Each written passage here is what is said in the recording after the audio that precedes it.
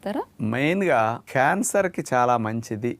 ప్రారంభ దశలోనే రకరకాల క్యాన్సర్ కణాలు కూడా తొలగించడానికి బాగా పనికొస్తున్నది. వాటిని నాశనం చేయడానికి, క్యాన్సర్ కణాలు మళ్ళీ పెరగకుండా స్ప్రెడ్ కాకుండా రక్షించడానికి వంకాయ ఉపయోగపడుతున్నదని సైంటిఫిక్గా ఉన్నాయన్నమాట.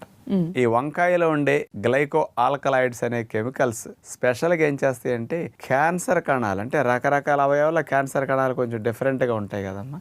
బాడీలో ఏ రకమైన క్యాన్సర్ కణం ఉన్నప్పటికీ ఆ క్యాన్సర్ కణానికి బ్లడ్ సప్లై కట్ చేస్తుంది అనమాట. రక్తనాళాల మార్పులు తీసుకొచ్చి పోషకాలు వెళ్లకుండా చేసేస్తుంది అనమాట.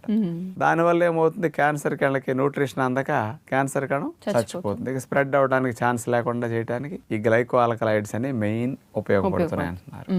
అలాగే మరొక కెమికల్ సోలసోడైన్ అనే గ్లైకోసైడ్ వంకాయలో స్పెషల్ గా ఉంటుంది అనమాట. ఇదేం చేస్తుందంటే క్యాన్సర్ కణాలని మొదట్లోనే గుర్తించి తానంతట తానుగా చనిపోయేటట్టు వాటికి ప్రేరణ